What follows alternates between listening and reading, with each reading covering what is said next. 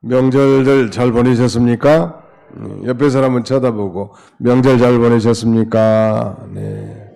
이제 명절도 끝나고 참 소망이 다 사라졌어요. 예.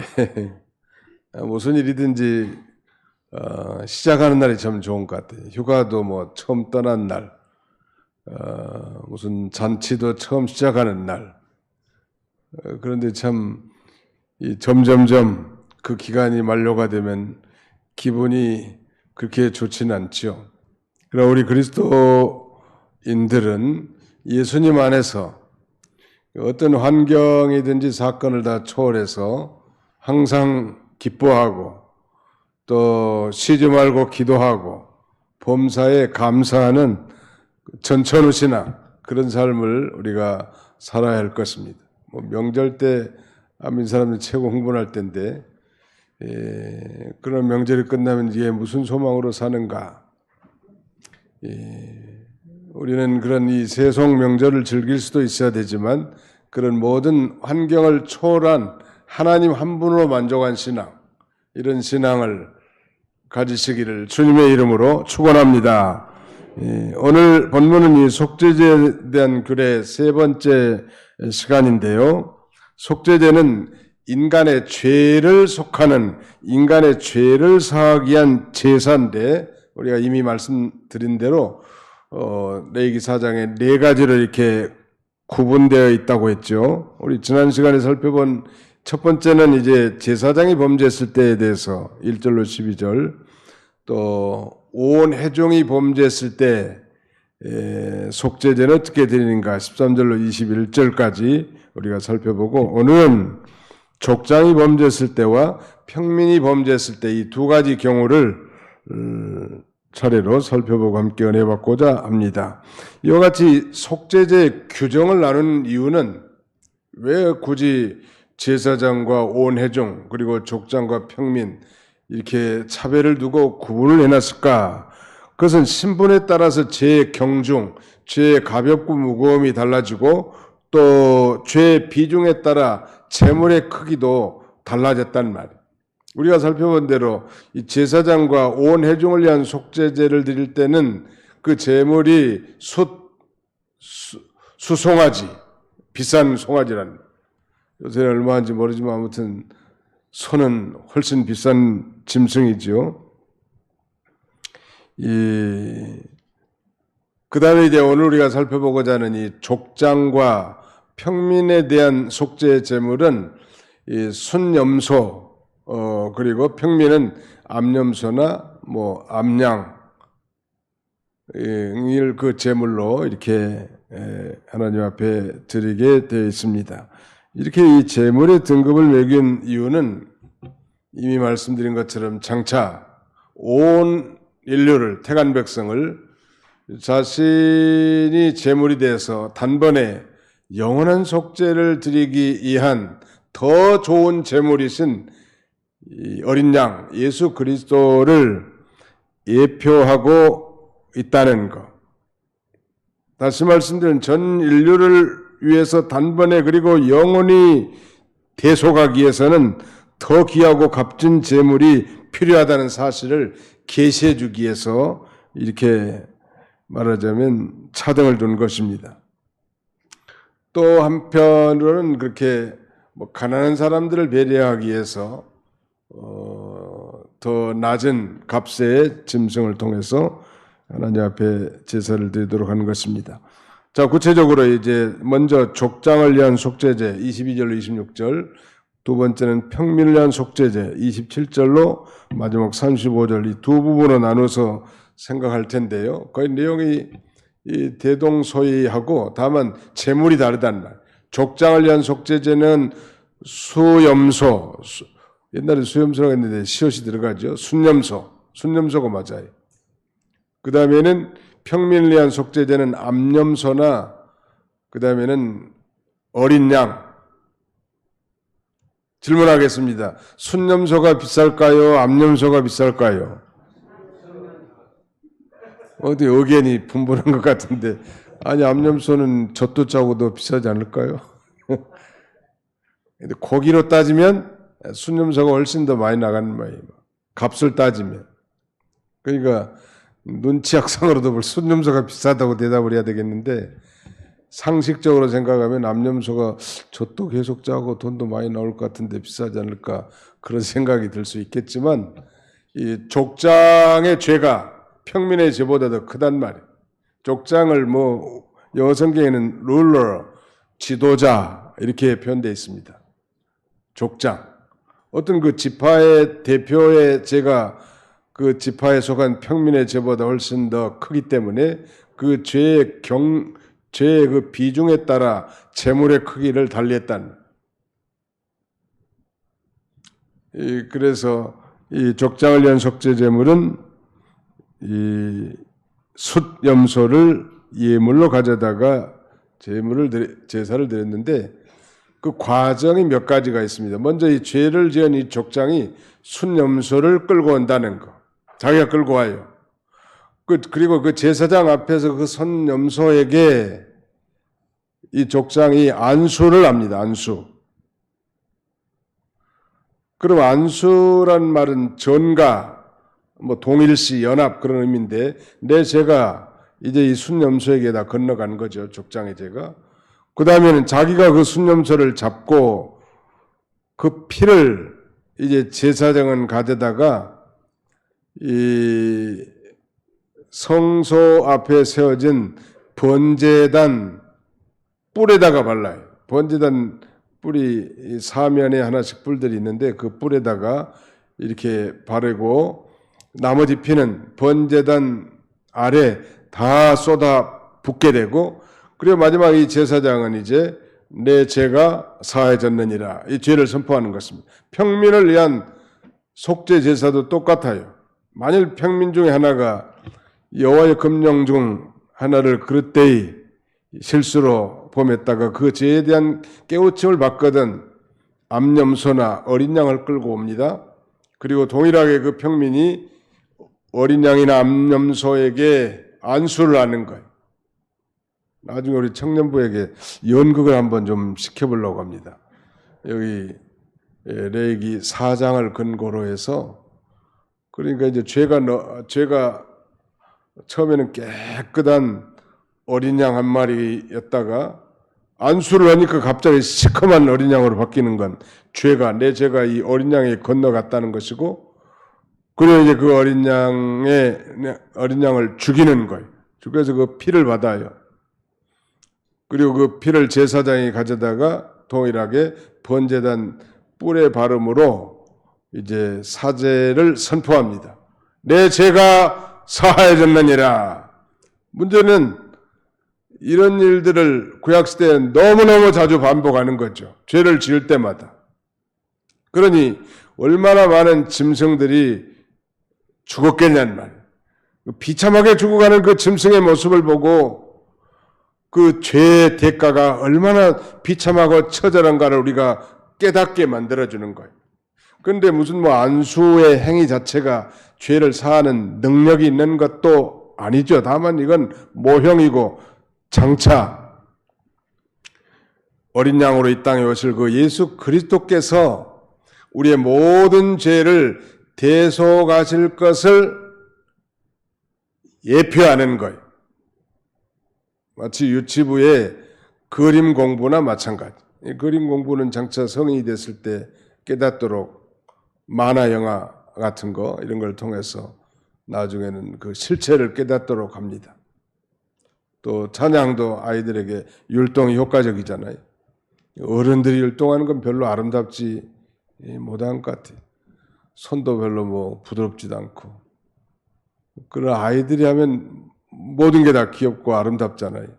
근데 그 모든 행동과 모형 이런 걸 통해서 장차 성인이 되도록 성인 돼서 이제 깨닫도록 하기 위한 거 아니겠습니까?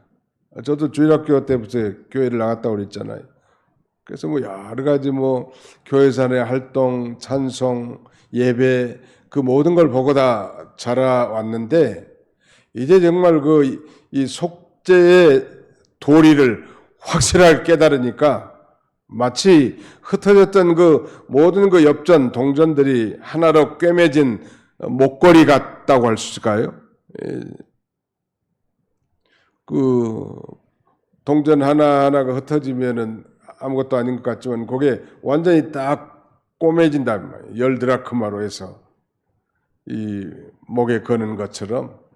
그래서 어린 아이들에게도 이 모형으로라든지 이런 행동을 통해서 복음을 가르쳐주고 제시해주는 게 필요해요.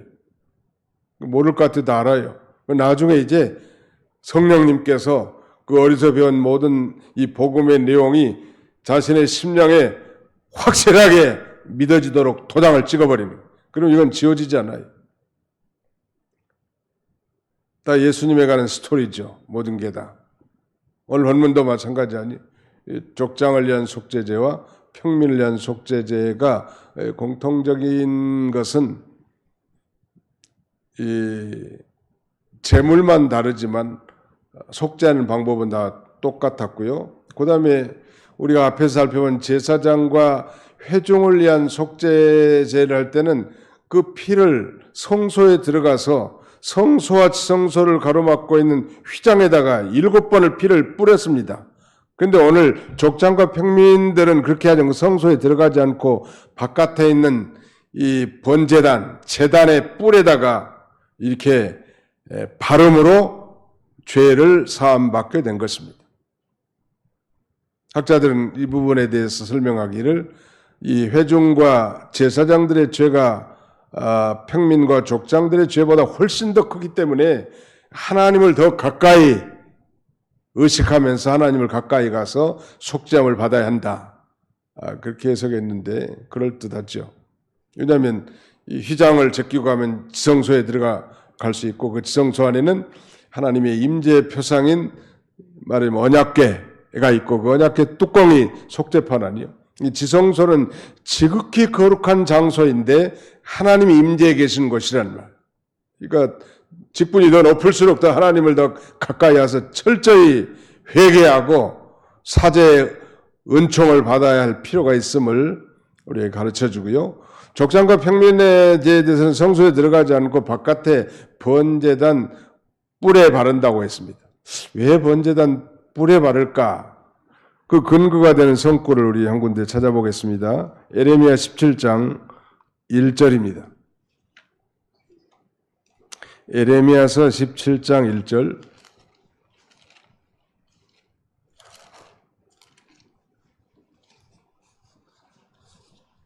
에레미야 17장 1절입니다. 같이 한번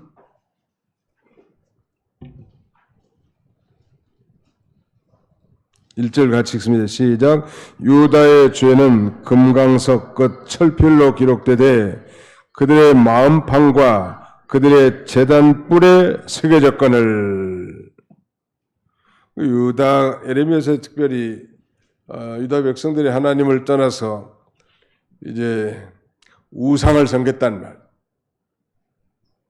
안식일을 범하고 하나님보다 이 세상 걸 더 사랑하고 유다 백성들이 포로 잡혀간 3대 죄가 그거예요. 우상 섬긴 죄. 그런데 그 죄가 첫째는 이 금강석 끝 철필로 기록됐다. 이건 도저히 지워지지 않는다. 반드시 하나님이 기억하신다. 그런 의미가 있겠고요. 그들의 마음판과 이 레브라고 하는 이 마음판, 이건 양심을 가리킵니다. 양심에 기록되어 있는 거고요. 그 다음에는 그들의 제단뿔에 새겨졌다. 그 죄를 속할 때 이 제사장들이 그 피를 가지고 제단뿔에 바르는 것은 그런 상징적인 의미가 있단 말이에요. 그러니까 하나님은 결코 자기 백성들의 그 죄를 간과하지 아니하시고 반드시 기억하시고 심판하실 걸 지금 이렇게 말씀하시는 거죠. 그러니까 하나님 앞에 죄인들이 항변할 수 없다는 거예요. 우리가 지은 죄에 대해서 감추려고 해도 우리 양심이 증인이고 혹시 양심은 속일지 몰라도 그 제단뿔에 말하자면 발라진 이 짐승의 피가 그 모든 걸 증거하게 되는 것이죠. 그런 면에서 이 족장과 평민을 위한 속죄제의 그 단계에서 피를 가지고 제사장들이 단뿔에 즉 제단뿔에 바른 것은 그런 의미가 있겠습니다. 아무튼 그렇게 이해하면 될 것 같아요. 구체적인 내용들을 우리가 좀 살펴보면 아무튼 그 단계만 잘 이해하면 될 것 같아요. 자, 내가 죄를 지었습니다. 그러면 짐승을 끌고 오는데 족장은 순념소를, 그 다음에 평민은 암염소나 어린 양을 끌고 오는데 공통적인 특징이 있습니다. 흠이 없어야 돼. 흠이 없어야 된다는 의미의 가장 중요한 것은 장차 온 인류를 단번에 영원한 속죄를 누리게 한 속죄 제물이신 예수님이 죄 없이 이 땅에 오실 것을 가리킵니다. 예수님은 그래서 이 보통 사람처럼 부정 모혈로 출생한 분이 아니죠. 남자 없이 동정녀 마리아에게서 성령으로 잉태됐습니다. 왜? 죄가 없이 출생해야 되니까. 죄 있는 자가 죄인의 죄를 대속할 수가 없기 때문에. 구약시대는 그걸 가르쳐주기 위해서 모형으로 모든 짐승 뭐 순염소나 암염소나 뭐 수송아지나 그 다음에는 뭐 어린 양이나 다 제물의 차등은 좀 있긴 하지만 공통적인 사실은 다 흠이 없어야 돼. 그건 바로 흠 없는 제물이신 어린 양 예수님을 상징한다는 것. 아멘. 이걸 확실하게 우리가 기억하면 될 것 같아요. 점도 없고 흠도 없는 어린 양 대신 예수 그리스도가 지금부터 2000년 전에 저 십자가에서 우리의 모든 죄, 택한 백성들의 모든 죄를 짊어지시고 단번에 영원한 속죄를 이뤄 놓으신 거예요. 다시 죄를 위한 속죄 제사가 필요 없습니다. 우리는 이제 예수를 믿음으로 모든 죄를 다 사함 받았고 다시 뭐 짐승이 죽을 필요도 없고 유월절을 지킬 필요 없단 말이에요. 예수님이 다 완벽하게 이뤄놨기 때문에 예수님이 마지막 가상 치른 가운데 6번째 테텔레스타이 다 이루었다. 다 이루었다. 하나님이 계획하신 구원 계획을 완전히 성취했다는 것. 그 놀라운 구원 계획과 복음이 성령으로 오늘 저와 여러분들에게 믿어진 거예요. 그래서 이 사죄 은총과 구원받은 하나님의 자녀들이 됐습니다. 그러나 우리가 평소에 또 우리가 육신의 부패성이 있기 때문에 하나님 앞에 나올 때마다 심하다 때마다 이제 그 구속의 은총을 바라보면서 자백하고 회개하는 행위는 필요합니다. 이미 목욕을 했기 때문에 이제는 다시 목욕할 필요가 없이 손과 발을 씻어야 된다고 예수님이 그렇게 말씀하셨죠. 손발 씻는 행위. 우리 여섯녀 딸 집에 갔더니 가자마자 나보고 할아버지 손 씻어야 돼요 그러더라고. 배운 대로 하는 거 애들은 아무튼. 그래서 뭐 순종해서 가서 손 씻었습니다. 손 씻으라니까 씻어야지. 이 바깥에 나갔다 오면 손을 씻도록 그렇게 어린이집에서 가르치나 봐요. 우리도 지난 명절 기간 동안에 하나님 앞에 혹시 부지부식간에 마음을 잘못 먹은 거라든지 생각을 잘못한 거라든지 입술로 범한 죄라든지 이런 모든 것들을 생각하면서 자백하는 거예요. 솔직하게 그대로 말하면 돼. 하나님 아버지 이렇게 했습니다. 불쌍히 여겨주시고 그 십자가의 보혈로 나를 정결하게 써주시고 깨끗하게 해주시고 오늘 정결하고 깨끗한 심령으로 하나님 앞에 예배하게 해 주시옵소서. 그러면 하나님이 정말로 정결하고 깨끗한 심령을 주세요. 그리고 성령의 인도를 따라 하나님의 말씀을 가지고 마음과 정성과 뜻을 기울여 하나님 앞에 예배드릴 때 우리 예배를 하나님이 받아주신다는 거예요. 아멘. 네, 그렇게 사는 거예요. 언제까지? 천국 갈 때까지. 다시 정리 한번 하겠습니다. 이 족장을 위한 속죄제와 평민을 위한 속죄제의 프로세스는 다 같아요. 첫 번째, 자기가 이 부지 중에 실수로 이런 말이 부지 중에 이 말은 여기서 한 가지 우리가 기억할 것은 고의적으로 범한 죄, 이걸 짐짓죄라고 하는데 짐짓죄는 사함을 얻지 못한다고 성경에 기록하고 있습니다. 고의적으로 지은 죄, 즉 그러나 일반적으로 지은 실수나 부지 중에 짓는 죄에 대해서 그런 죄를 용서받기 위해서 이 제물을 가져온 거지, 고의적으로 지은 죄를 위해서 짐승을 데리고 가져오라는 건 아닙니다. 여기서 우리가 한 가지 기억할 것은 우리의 이 속죄라고 하는 것은 전문적인 용어로는 이 제한된 속죄라고 말합니다. 제한된 속죄, a limited atonement, 제한된 속죄. 이게 뭐냐면 어떤 사람들은, 만인 구원설을 믿는 사람들은 예수님이 모든 사람의 죄를 위해서 피를 흘려주셨다라고 이렇게 주장하는데 잘못되는 거예요. 그러면 예수님의 피가 모든 사람의 죄를 위해서 흘리셨다면 모든 사람이 회개하고 다 예수를 믿어야 할 텐데 그렇지 않잖아요. 택한 백성만 예수를 믿잖아. 아무리 전도를 하고 뭐 노력을 한다고 해서 뭐 염소 새끼가 양이 될 수 없고 가라지가 알곡이 될 수 없단 말. 그러므로 우리는 이 제한된 속죄를 믿습니다. 이 칼빈의 5대 교리, 그걸 튤립이라고 이렇게 표현합니다. 인간의 전적 부패, 그 다음에는 무조건적인 선택, 그 다음에는 제한된 속죄, 그 다음에 저항할 수 없는 은혜, 마지막에는 궁극적인 구원.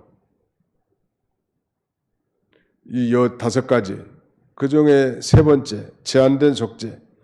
예수님의 피는 택한 백성을 위해서 흘리셨다는 거. 이걸 분명히 불택자를 위해서 예수님이 피 흘려주신 거 아니죠. 만약에 만인 구원설이라면 예수님의 피가 모든 사람을 흘렸다고 하면 예수님의 피가 무능력하죠. 왜? 예수님 모든 사람을 위해서 흘렸으면 모든 사람이 회개하고 주 앞으로 돌아와야 되겠는데 다 그렇지 않잖아요. 택한 백성만 돌아온단 말. 그런 면에서 우리는 제한된 속죄를 믿는다는. 그러나 우리가 누가 택한 백성인지 누가 불택자인지를 어떻게 알아요? 아무도 모르죠. 그렇기 때문에 우리가 말하자면 모든 사람에게 복음을 증거합니다. 모든 사람의 복음을 증거해도 정말 이 중생에 이르는 데까지는 택한 백성만 이르게 된다는 거. 우리는 알 수 없어요. 조금 짐작하고 판단할 수는 있겠지만 부정확하죠. 하나님만이 아는 거. 이 인간이 도대체 구원 받았을까 안 받았을까 알 수 없을 때가 너무너무 많아요. 그러나 정말 임종시에라도 예수님을 영접하면 구원받을 수 있다는 거. 자기 입술로 정확하게 천당 갈 자신 있고 구원받았다고 고백하지 못한다 할지라도 우리는 하나님의 주권적 능력으로 구원받을 수 있다. 이렇게 가르치고 믿습니다. 예를 들면 정신박약아라든지 그 다음에는 벙어리라든지 자기 입으로 정말 자신의 구원을 간증할 수 없고 자신의 이 중생의 체험을 얘기할 수 없다 할지라도 하나님의 주권적인 섭리와 능력으로 성령의 권능으로 구원받을 수 있다는 것 믿으시기 바랍니다. 네. 그래도 우리의 판단은 대단히 부정확한 거예요. 함부로 해서는 안 된다는 거죠. 우리는 모든 사람에게 복음을 증거하는 거예요. 그래서 5단계를 제가 말을 좀 하다가 중단됐는데 그 첫 번째는 아무튼 그 부주 중에 지은 죄에 대해서 했다는 거. 근데 고의적으로 짓는 죄를 짐짓죄라고 하는데 이 죄는 죽을 때까지 예수님을 믿지 않는 죄라고 생각하면 돼요. 죽을 때까지 하나님 나라를 회방하고 예수님을 영접하지 않는 자, 이 사람들은 다 고범죄, 고의적으로 짓는 죄고 짐짓죄를 짓는 죄인데 이런 자를 위해서 속죄법을 가르쳐준 게 아니고 우리가 살다가 이 부지 중에 죄를 범했고 그 죄의 깨우침을 받았을 때 그때 이제 먼저 그 죄인이 짐승을 끌고 오는 거예요. 족장은 순념소를, 우리 같은 평민들은 이제 암염소나 어린 양을 끌고 와가지고 두 번째 단계 그 짐승의 머리에 안수를 합니다. 안수를 하면 안수란 뜻은 전가된다는 의미가 있는데 내 죄가 요리 건너가는 거예요. 그러면 죄의 삭은 사망이라고 했는데 내가 죄 때문에 죽어야 되는데 이제는 누가 죽어야 돼요? 죄를 전가받은 짐승이 죽게 되고 그 짐승을 자기가 죽여. 그래서 피를 받아서 제사장에게 주면 그 제사장이 그 피를 말씀드린 대로 번제단 뿔에다가 바른다는 말. 그리고 이제 마지막 남은 피 전부를 다 번제단 밑에 제단에다 다 붓는 것은 붓고 제사장이 선언하는 거예요. 내가 오늘 죄 사함을 받았느니라 선언하면 랄랄라 하고 이제 기분이 좋아서 가는 거예요. 오늘날 무슨 천주교처럼 신부님 앞에 가가지고 이런 죄 지었습니다. 저런 죄 지었습니다. 성도님은 집에 가서 주기도문을 100번 써오세요. 그런 거 아니에요, 지금은. 그 사제에게 가서 자신의 죄를 고백하는 고해성사라고 하는 것은 비성경적입니다. 우리는 직접 나가는 거 하나님 앞에 이제 어떻게 예수님의 피를 힘입어서 당당하게 나가는 거. 그러므로 형제들아 우리가 예수의 피를 힘입어 성소에 들어갈 담력을 얻었나니 이 길은 우리를 위해서 열어놓으신 새로운 길이요 살 길이라 새롭고 산 길이니라. 당당하게 나가는 거예요. 예수님의 피를 힘입어서. 그러니까 이 피에 대한 은혜만 깨달은다면 인생의 팔자가 확 뒤집어져 버리겠죠. 예수님의 피가 이런 놀라운 능력의 역사가 있구나. 나의 죄를 씻기는 예수의 못밖에 없네. 평안함과 소망도 예수의 못밖에 없네. 예수님의 피에 대한 속죄의 신앙만 확실하게 깨닫는다면 내가 불황무식하고 많이 배우지 못했다 할지라도 늘 그런 확신 가운데서 믿음의 길을 걸어갈 수 있다는 하나님도 기뻐하시고 그것이 우리의 펀더멘탈이라고 할까요? 파운데이션이 되는 거예요. 기초. 우리가 때로 넘어지기도 하고 쓰러지기도 잘하고 실수도 하고 방황도 하고 판단도 잘못하고 그렇지만 나 같은 죄인을 구원해 준 그 예수 그리스도의 십자가의 피를 생각하면 또다시 주님 앞에 나가 새로운 용기를 얻고 힘있게 이 길을 걸어갈 수 있는 것입니다. 그래서 이 요한일서에 보면 증거한 이는 셋이니 말씀과 피와 성령이라고 하지 않았습니까? 여러분들의 심령 속에 예수님의 피가 강물처럼 흐르고 넘치시기를 축원합니다. 네, 육체의 생명은 피에 있나니 내가 이 피를 너희에게 주어 제단에 뿌려 생명을 속하게 하였나니 생명이 피에 있으므로 피가 죄를 사하느니라. 그 유명한 통합 측에 영등포교회를 개척하고 103세를 향수하신 방지일 목사님이라 한국 교회 전설인데 이분이 책을 103권을 썼대. 자기가 산 만큼. 그 책 가운데 유명한 책 중에 하나는 피의 복음이라는 그런 책이 있어요. 그 책에 의하면 우리는 성경 어디를 읽어도 어디를 들춰도 피가 나와야 된다. 어디를 쑤셔도 피가 나와야 된다라고 가르치고 있습니다. 명성교회 이 김사원 목사님은 방지일 목사의 피의 복음을 듣고 정말 새로운 인생을 사는 영적 유레카를 경험했다고 그렇게 얘기한 걸 들은 바 있습니다. 바로 이 피의 복음을 깨달은 자, 이들을 오늘 이 시대에 하나님이 쓰시고 그들을 통해서 하나님 나라 건설을 확장시켜 나갔습니다. 우리 찬송가에도 피에 대한 찬송이 의외로 많습니다. 그 수많은 피에 대한 찬송을 부르면서도 그 피에 대한 진정한 의미를 깨닫지 못한다면 안타까울 일이겠죠. 오늘 이 속죄제, 우리가 첫 번째는 번제에 대해서 살펴봤고 그 다음에는 소제, 그 다음에는 화목제를 살펴봤고요. 오늘 시간에는 속죄제 살펴봤습니다. 다음에는 이제 우리가 속건제를 살펴보려고 하는데 이 5대 제사 가운데 이 속죄제에 대한 확실한 깨달음을 통해서 여러분들 평생 동안 이 피의 복음이 여러분들의 삶의 원동력이 되고 기초가 되는 복된 성도들이 다 되시기를 주님의 이름으로 축원합니다. 기도합시다. 살아계신 우리 아버지 하나님 감사합니다. 하나님의 은혜 가운데 명절을 잘 보내게 해주시고 또 이렇게 믿음으로 수요 공적 예배에 참여할 수 있도록 은혜 주시고 믿음 주심을 감사합니다. 자비로우신 아버지, 우리가 레위기를 통하여 5대 제사를 배우는 가운데 있는데 특별히 이 속죄 제사에 대해서 이렇게 우리에게 강조해서 공부할 수 있도록 귀한 시간을 허락해 주셨사오니 이 성령 하나님께서 사랑하는 성도들의 심령에 이 놀라운 이 피의 복음이 확실하게 깨달아져서 일생을 사는 날 동안 흔들리지 아니하고 믿음으로 이 길을 잘 걸어갈 수 있도록 우리 하나님께서 은총을 나려 주시옵소서. 특별히 육신의 질고로 고난 중에 있는 형제들이 많이 있사오니 하나님께서 불쌍히 여겨주시고 주의 피 묻은 손으로 능력으로 안수하사 하나님 깨끗하게 치료받고 회복될 수 있도록 하나님이 은혜를 더하여 주옵소서. 남은 주간도 주님이 친히 함께 주실 바라옵고 예수님의 이름으로 기도하옵나이다. 아멘.